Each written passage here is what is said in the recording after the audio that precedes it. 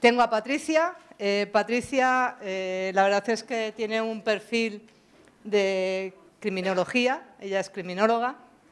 Está fuera del ámbito técnico de informática, pero es cierto que en el mundo de la ciberseguridad se tiende más, yo creo, desde mi punto de vista, y bueno, no quiero abrir debates, a crear entornos multidisciplinares en que gente con varios focos, porque se piensa mejor en comunidad que individualmente con el mismo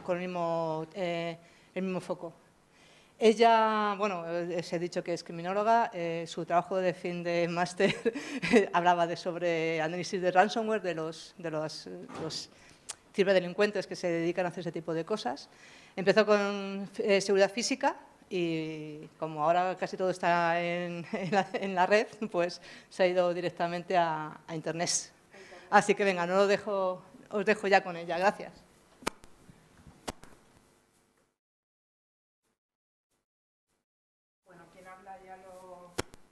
¿Me escucháis bien sin micro o perfecto? Bueno, por el streaming. Claro. ¿Hola? Vale, está. Vale, bueno, pues lo primero, gracias al Departamento de Informática de la Politécnica de la Universidad Carlos III de Madrid y a Securitas por invitarme. Lo de la charla sorpresa fue una sorpresa incluso para mí. Como ha dicho Nuria, pues mi nombre es Patricia, soy criminóloga y analista de inteligencia. Principalmente he desarrollado mi carrera profesional muy enfocada en el ámbito de la seguridad física, hasta hace como unos 4 o 5 años acá que empecé en todo el tema del análisis de inteligencia y sobre todo temas de ciberinteligencia propiamente. Y bueno, os traigo una mirada al ransomware como fenómeno criminal, pues como criminóloga que soy. Fue una investigación que hice para el trabajo final de máster de ciberdelincuencia y bueno, antes de nada, es cómo la criminología estudia los fenómenos criminales, ¿no?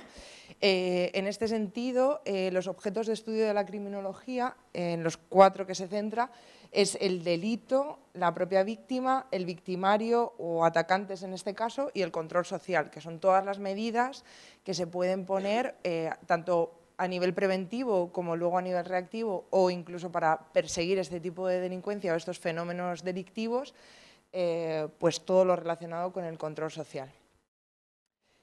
Los objetivos que tenía en la investigación pues era el objetivo general de aproximarme o esa mirada criminológica del ransomware teniendo en cuenta esos 4 objetos de estudio y unos objetivos específicos que eran conocer las dinámicas y características principales de este tipo de ciberataques, indagar en quiénes o quién ejecutan este tipo de ataques, comprender el impacto a la víctima, determinar las medidas elementales y un poco reflexión a futuro. Esta investigación, la metodología que apliqué era una metodología cualitativa dirigida a recoger la experiencia y opinión de expertos y expertas en respuesta a ciberincidentes, que sois personas muy ocupadas y la verdad que costó bastante conseguir la muestra, pero bueno, yo creo que salieron unos resultados bastante interesantes. Las entrevistas eran semiestructuradas y utilicé una guía de entrevista dividida en 5 bloques, pues para conocer las dinámicas, pues lo que os he comentado antes, ¿no? Utilicé este tipo de metodología porque al final permite, a pesar de que yo iba con esta guía de entrevistas, permite, durante la conversación salían otras preguntas. Entonces era más fácil y más fluido poder profundizar en determinadas cuestiones que a mí me interesaban porque principalmente era un poco la investigación de esas personas que están al otro lado, ¿no? Realmente, en esa respuesta a incidentes in situ. Entonces me interesaba mucho su punto de vista y cómo lo sufrían, ¿no? O cómo lo vivían o cómo lo llevaban a cabo tanto a nivel profesional como a nivel personal, por el impacto que luego veremos. Los resultados fueron en relación a esos 4 objetos de estudios, sabiendo las características y dinámica de la evaluación del propio ransomware, el perfil del victimario, motivación, modus operandi, el impacto y posible revictimización de las víctimas y lo relacionado con el control social relativo a las soluciones preventivas y soluciones reactivas. Para ello, claro, cuando entras a hacer cualquier investigación científica, aunque sea de ciencias sociales, pues claro, necesitas ese marco teórico, que de hecho es una de las cosas que más los profesores parece que más reclaman. ¿Quién ha dicho esto antes que tú, ¿no? O ¿qué es lo que se sabe ya acerca de esto? Sobre este fenómeno o sobre cualquier otra cosa. Y sí que es cierto que no hay muchísima bibliografía y mucho menos desde un ámbito de la criminología, pero bueno, algo sí que hay y la hay en castellano, la hay en español, hay investigadores españoles que están pues muy por la labor de conocer todos los fenómenos que se pueden dar en el ciberespacio. Y lo primero de todo era situar el fenómeno del ransomware como un nuevo delito o como un delito que se había trasladado del entorno físico y se estaba replicando en el entorno online. Bueno, pues en este caso, con la clasificación que hizo Fernando Miró en el 2012 en el cibercrimen, lo considerábamos, o mi punto de partida era considerarlo como un ciberataque puro, porque se da en el ciberespacio y únicamente en el ciberespacio. Realmente no se traslada del entorno físico, como se pueden ver en otros tipos de ciberdelitos, sino que se da única y exclusivamente en el ciberespacio. Bueno, esto lo aviso, y que lo aviso siempre, mis presentaciones tienen muchísimo texto, pero porque al final es la propia evidencia de las declaraciones de las personas a las que yo entrevisté. Obviamente no es necesario que lo leáis todo, yo os lo voy a ir contando y además poniéndolo en un contexto o en un marco teórico, pero bueno, que sepáis que va a haber mucho texto. En cuanto a características y dinámicas, en relación a esas preguntas, principalmente salieron 8 conceptos.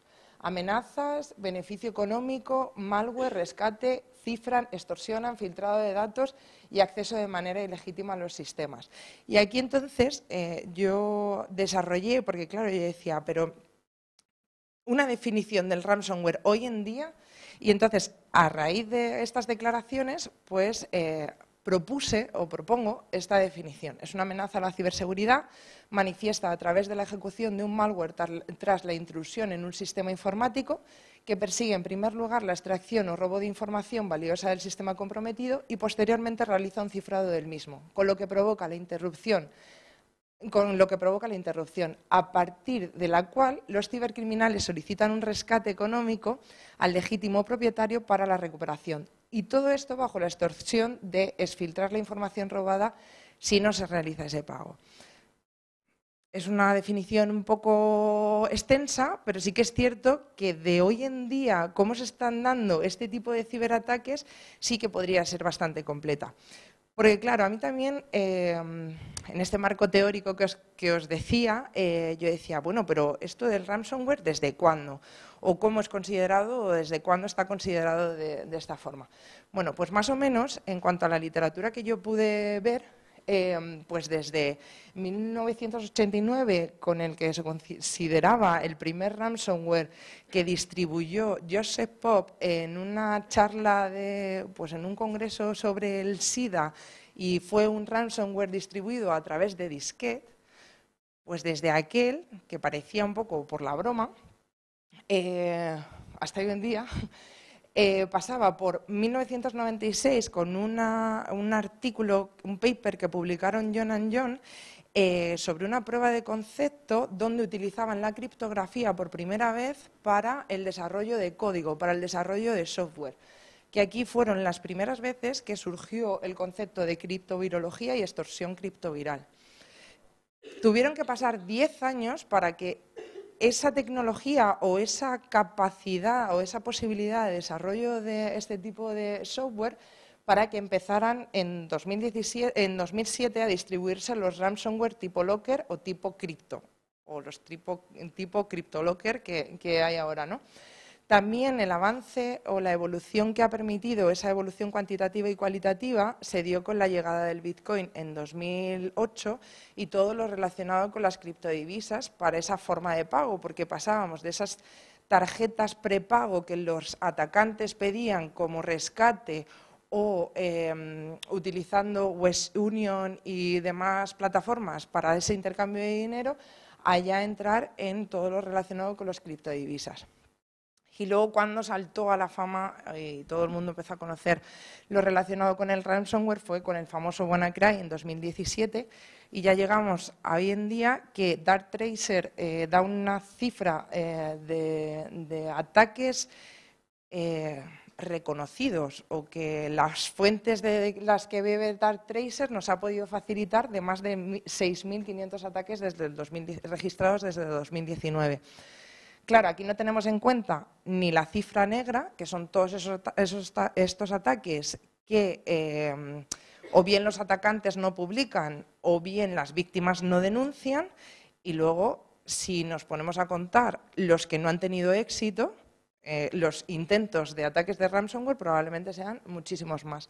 Entonces, sí ha habido una evolución, se confirmaba una evolución cuantitativa y cualitativa gracias precisamente a la criptografía. Esto mismo, las declaraciones en las entrevistas que recogí, pues lo confirmaban. También se dio una evolución del ransomware, no propiamente en el ransomware, no a nivel técnico ni a nivel de distribución, sino cómo ejecutaban, cómo se ejecutaba el ransomware o la criminodinámica. La criminodinámica lo que intenta explicar es qué pasos o qué sucede hasta que se consuma pues un delito o un crimen, ¿no? En este caso también hubo una evolución porque al principio no había ni un robo de información ni mucho menos daños en las copias de seguridad. Por lo visto, hoy en día, según me comentaban los expertos y expertas, lo primero a lo que van es a las copias de seguridad para intentar que luego esa parte de recuperación de los sistemas pues no se pueda dar. En cuanto al victimario en el ciberespacio, victimario, bueno, en este caso, como os he comentado antes, son los propios atacantes o los ciberdelincuentes. Igual, en el marco teórico, pues no sé si no encontraba como una definición que realmente no hablase solo de hackers, pero que son ciberdelincuentes, pero qué características tienen. Bueno, pues toda esta gente, en el libro de Cibercriminología y Victimización Online, encontré esta definición y me pareció como la más acertada. Personas pertenecientes a la comunidad hacker, la cual constituye una suerte de subcultura con rasgos particulares que desarrollan una forma profunda y distintiva de entender la tecnología y aplicar su conocimiento de manera innovadora, con fines maliciosos, que aquí está la diferencia cuando estos mismos rasgos los tiene una persona que los utiliza de forma ética. Es decir, aquí estamos hablando de un victimario de ciberdelincuentes. También, un poco en el marco teórico, los datos que se podían ver o las características de las personas, porque al final no olvidemos que hay otra persona quien ejecuta el ransomware, al final son personas y tienen un perfil, ¿no? Pues mayoritariamente de género masculino, aunque aquí, ojo, cuidado, porque es verdad que hay estudios recientes que ya empiezan a ver que también las mujeres hacen ciberdelitos, igual que otras cosas, aunque sí que es cierto que el hecho de que hubiese una cifra mayor de género masculino es por esa brecha o esa tardanza que hemos tenido las mujeres en entrar en la tecnología y en temas de ciberseguridad. Entonces, como va un poco por detrás, pues esto se ve también en esos estudios.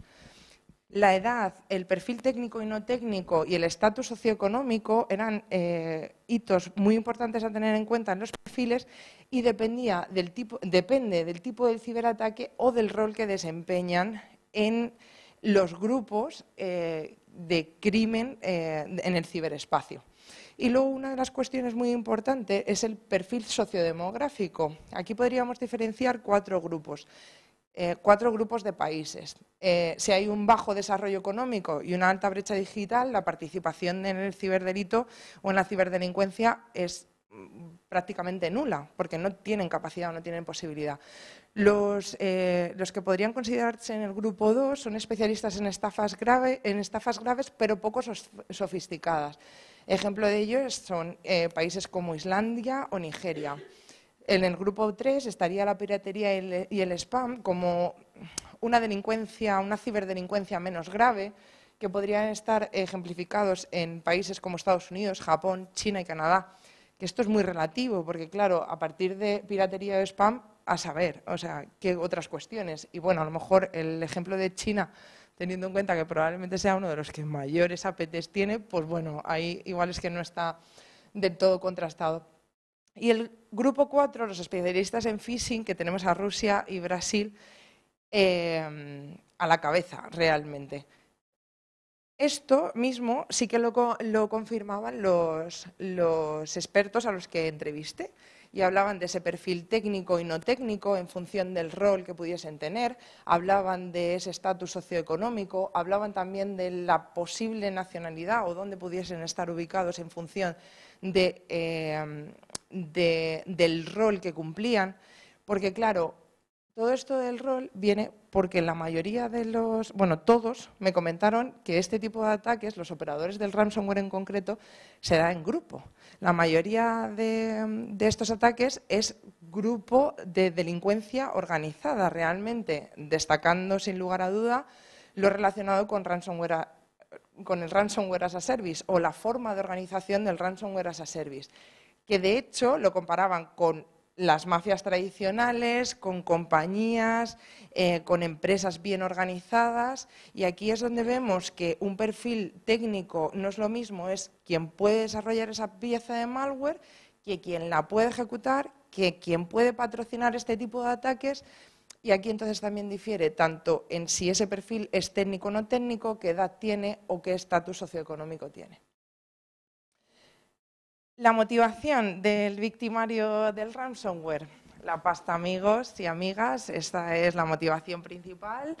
Sí que es cierto que también algunos y algunas expertas apuntaron acerca de que no se trataba solo de grupos organizados de la delincuencia, sino que podría ejecutarse desde países o desde propias compañías, pero bueno, al final realmente con una motivación económica. Una compañía que por competitividad ataca a la otra probablemente va a tener una motivación económica. Siempre el beneficio económico en este tipo de casos.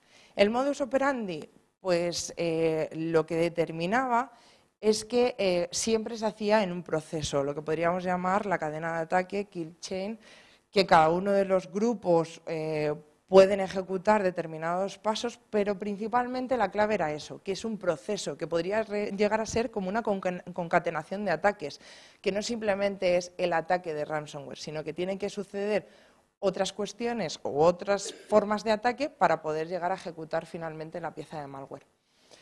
En el modus operandi también, lo que me comentaron o lo que yo también pude decir es que eran ataques oportunistas en la mayoría de los casos. Sí que muchas veces consideramos que pueden ser ataques dirigidos, pero realmente al ser una motivación económica y no siempre tienen esa, o sea, no casi siempre, de hecho, son dirigidos, sino que realmente hacen como una pesca de arrastre. Y esa oportunidad viene dada principalmente por la propia víctima. Es decir, cuanto más vulnerable sea la víctima, mayor oportunidad tiene de sufrir este tipo de ataques. Porque si hacen un ataque generalizado, pues entonces, en función de la vulnerabilidad que tenga la víctima, podrán o no podrán tener o no éxito. El impacto de victimización, pues igual, la pasta vuelve a la palestra. Realmente las víctimas tienen un impacto económico principalmente por tres formas. Una, o bien ya sea por el propio pago del rescate, o bien ya sea por la pérdida de servicio porque se te paralizan los sistemas, entonces dejas de producir, que esto va enlazado con la pérdida de reputación según clientes, según socios, Y luego también, muy importante, un impacto económico en las multas que te puede poner agencias como la Agencia Española de Protección de Datos, cuando por imperativo legal tú tenías que tener protegido bien, o sea, bien protegido esos datos. Entonces, el impacto al final de victimización siempre es económico. Esto mismo lo confirmaban también los expertos y expertas, y también había un impacto de victimización en los propios operadores. Todos hablaban de nerviosismo, de estrés, de angustia de padecer o miedo de padecer este tipo de ransomware, o sea, de ataques, y luego también los propios directivos y directivas de esas empresas, que se te paraliza la empresa y a ver qué haces. Entonces, de hecho, uno de los entrevistados decía que una de las frases que más le decían era: quiero recuperar mi vida. O sea, el impacto a nivel personal pues también es muy importante. No solo hay un impacto económico, sino que también existe ese impacto a la persona. En cuanto a la revictimización y la posible reinfección, pues me confirmaron que sí, efectivamente, el hecho de que te ataquen una vez no significa que ya estás libre de que te puedan volver a atacar. Es más, si has pagado el rescate, tienes todas las papeletas para que te puedan volver a atacar, porque entonces esta persona paga, pues a esta persona se le vuelve a atacar. Así que la revictimización existe en los ataques de ransomware, por tanto la reinfección también. ¿Escarmientan? Esta fue una de las preguntas que yo no tenía en la guía de entrevista y surgió a posteriori en las conversaciones. Porque yo decía, pero bueno, entonces, si hay una posible revictimización, ¿realmente las empresas y corporaciones escarmientan? Y dicen, sí, la mayoría ponen medidas en el momento del ataque, pero no para mucho tiempo. Es decir, no todas tienen luego una estrategia de ciberseguridad adecuada para no volver a tener este tipo de ataques. Escarmientan, pues como veis algunas de las declaraciones, no para todo el tiempo, realmente. En un principio están muy concienciados, pero luego ya se les olvida. Y entonces llegamos a las medidas elementales, este control social que podríamos aplicar. Y en este sentido, yo partí, de hecho, el TFM primero me empollé mucho acerca de la teoría que os voy a contar a continuación, porque era como un punto como que quería que fuese mi punto de partida. Y es en relación a la teoría de actividades rutinarias de Cohen y Felson. Es una de las teorías más importantes probablemente de la criminología, porque habla que se tienen que dar 3 elementos para que un delito se dé. Esos 3 elementos son un delincuente motivado, una víctima adecuada y la ausencia de guardián capaz. Esto es 1979 y hablaba de delitos tradicionales. ¿Qué pasa en el ciberespacio realmente con esto? ¿Esta teoría se puede cumplir? ¿No? ¿Cómo se aplicaría? Bien, la ausencia del guardián capaz, ¿qué sucede? Pues que el guardián capaz en el ciberespacio pierde eficacia. No hay una poli del ciberespacio. Los propios guardianes capaces es la propia víctima. La propia víctima tiene que o bien securizar sus propios sistemas o tener especialistas en respuesta a ciberincidentes o todo lo relacionado con el personal de ciberseguridad para poder securizarse y para no ser victimizada. Entonces entrábamos en el concepto de autoprotección. Realmente en este sentido, para este tipo de ciberataques, las medidas las tiene que poner la propia corporación o la propia empresa. Y aquí entramos en las más básicas, por eso he puesto medidas elementales, porque eran las elementales de verdad. Claro, es verdad que en las entrevistas no quería que se extendiesen de una manera muy técnica y quería que fuesen como lo más concreto. Y entonces, en soluciones preventivas, antes de que suceda la intrusión, actualización continua de los sistemas, aplicaciones y herramientas, gestión de contraseñas adecuadas, por favor, cambiar las contraseñas de los dispositivos de fábrica, programas de concienciación y luego más soluciones preventivas cuando ya te han entrado, ya estás fastidiada, ahora ¿qué hacemos? O sea, ¿cómo contenemos? ¿No? ¿Cómo tengo que tener yo mi infraestructura para contener? Pues segmentación de la red, sistemas EDR y personal capacitado para gestionar esas alertas de los sistemas EDR, porque si no, igualmente, o sea, los sistemas pueden estar, pero como no haya personas al otro lado que sean capaces de dar respuesta, pues tampoco serviría. Y una solución preventiva, que esto es como preventiva, porque claro, las empresas lo tienen que hacer antes, pero esto ya es cuando estás fastidiado y Irene hace así, su colega no tenía backup, no tenía copia de seguridad y no puedes recuperarte. Y es que no te puedes recuperar, no hay forma, si no hay clave de cifrado, claro, o si no pagas el rescate, bueno, en fin. Soluciones reactivas. Ya aquí vamos a cuando ya ha pasado todo, ya te han atacado, ya está todo el pescado vendido y te toca contratar a Irene, forenses, ver qué ha pasado, aislamiento de la red para contener el propio ataque, limpiar todos esos sistemas, descartar que siguen dentro y que no te pueden volver a atacar y demás medidas reactivas que probablemente vosotros conoceréis mucho mejor que yo.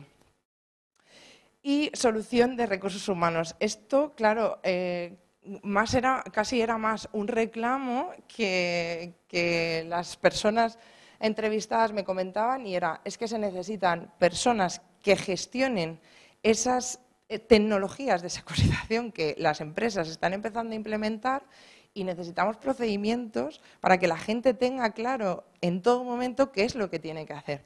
Entonces, recursos humanos, pues como una de las soluciones, era muy importante. ¿La solución del pago del rescate? Bien, no. En realidad no se debe pagar el rescate. Y la mayoría de las personas apuntaban a cuestiones casi éticas de no financiar este tipo de delincuencia organizada. Sin embargo, sí, todas las personas entrevistadas apuntaron a que habían conocido o habían intervenido en situaciones en las que las empresas habían pagado el rescate, porque no tenían otra fórmula o por lo que fuese. Sin embargo, advertían de que realmente no es una garantía ni de que te vayan a dar la clave de cifrado, aunque bueno, aquí la gente pues suele ser más o menos legal y sí que las dan. Los malos son malos, pero no muchísimo. Pero sí que es cierto que no te podían garantizar, no te garantizas de que esa información robada en ningún momento va a ser expuesta de forma pública o se va a vender y demás. Entonces, eso sí que no te lo garantiza nunca, nunca, nunca. Soluciones legislativas. Bien, aquí, para mí como criminóloga, era una de las cuestiones que tenía mucha curiosidad de investigar en este sentido, porque, bueno, el derecho penal,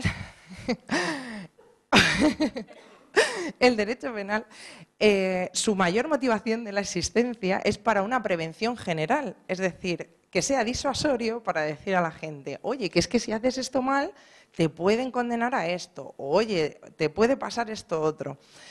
Vale, el derecho penal aquí no tiene nada que hacer, o sea, no hay prevención general porque la intervención de ese derecho penal es muy complicada que se dé. Es muy complicado investigar este tipo de circunstancias y perseguir hasta llegar a la atribución final. Aunque, bueno, hemos visto, de hecho, la noticia ayer o antes de ayer que a Hive, al grupo de ransomware, por lo visto le han fastidiado la infraestructura. Vale, garantías de que no vuelvan a resurgir, 0.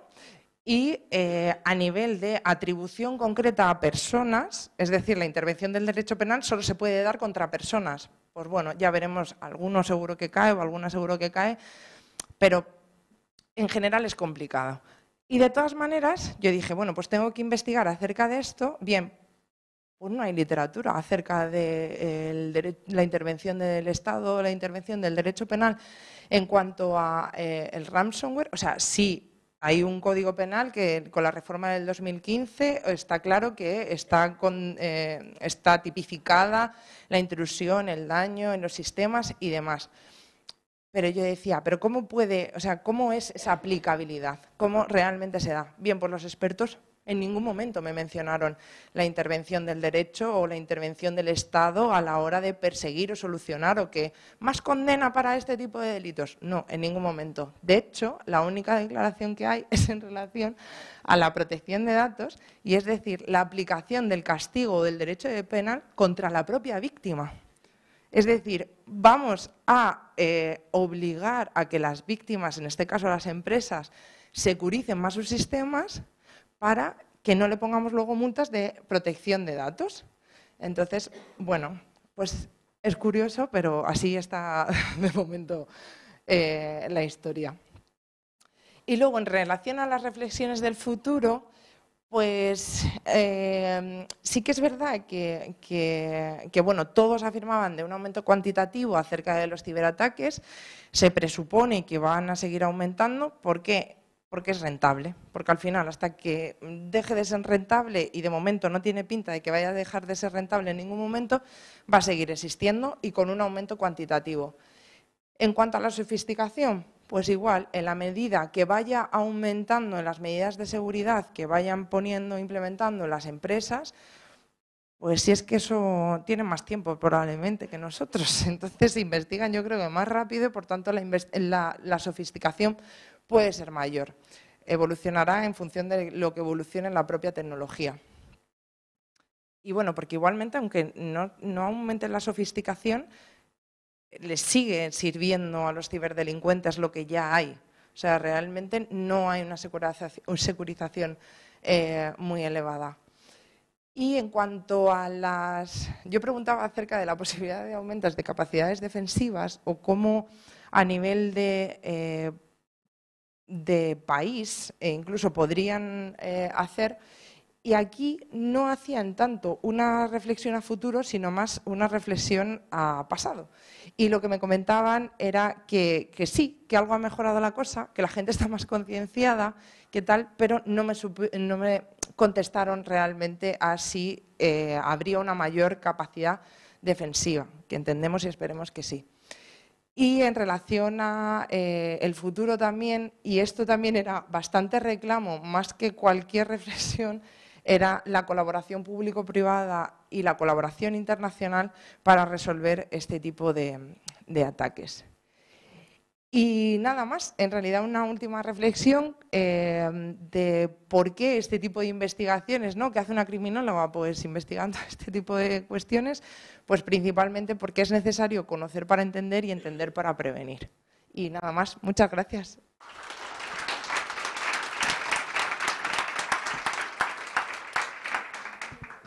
No sé si hay alguna pregunta o... ¿Preguntas? Sí. Animarse. Prepárate. Prepárate.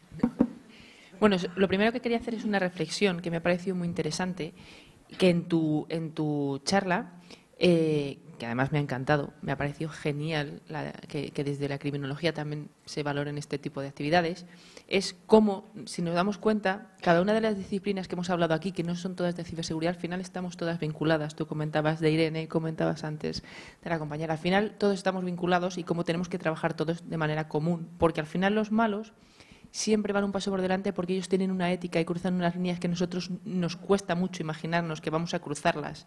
Entonces, a la hora de defender, siempre vamos un paso por detrás también porque esas líneas o esos sesgos que tenemos éticos nos cuesta mucho pensar en qué podrían llegar a hacer ellos. Y mi pregunta al respecto es, los malos, que has comentado antes, también tienen ética, de verdad. Se ha hecho, bueno, hace nada un grupo de ransomware ha atacado un hospital infantil que lo tienen completamente prohibido y ellos mismos han expulsado al hacker y además han dado la respuesta. Pero ¿hay además asociaciones internacionales que puedan, igual que nosotros tendríamos que trabajar internacionalmente, hay asociaciones internacionales de ransomware que trabajan pues a lo mejor de manera mucho más estructurada para atacar no solamente a empresas y financiarse, autofinanciarse, para atacar estructuras de defensa, etcétera, etcétera, y que podamos ser mucho más vulnerables a nivel defensa, etcétera, etcétera? ¿Conoces?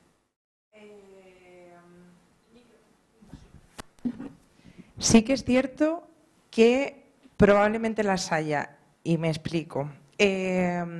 Por ejemplo, algunos grupos de ransomware, cuando empezó todo lo relacionado con la invasión de Ucrania de Rusia, se posicionaron y entonces sí que tenían como esa connotación política, o se podría entender que podría tener una connotación política los ataques que hacían.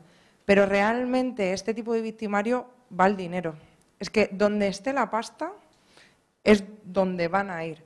Y no porque tengan, lo que he comentado antes, no siempre son dirigidos, por mucho que quieran, porque saben que aquí hay pasta y quieran atacar, pues a lo mejor es más complicado. Pero sí que al final hacen tanta pesca de arrastre que sí que son capaces de luego, una vez dentro, decir, uy, a ver dónde he estado, uy, pues por aquí, uy, pues tal. Y ahí aplican ética en relación a hacer una valoración coste-beneficio de lo que pueden o lo que consideran que pueden llegar a pagar la víctima, y entonces en función de eso también piden ese dinero. O sea, sí que hacen ese estudio, pero realmente aquí van al dinero por suerte, porque sí que es cierto, esto igual no lo incluí, pero la mayoría, cuando una de las preguntas que hacía era como cuál era el escenario ideal para los especialistas que entrevisté y el escenario más temido. Y en ese escenario más temido,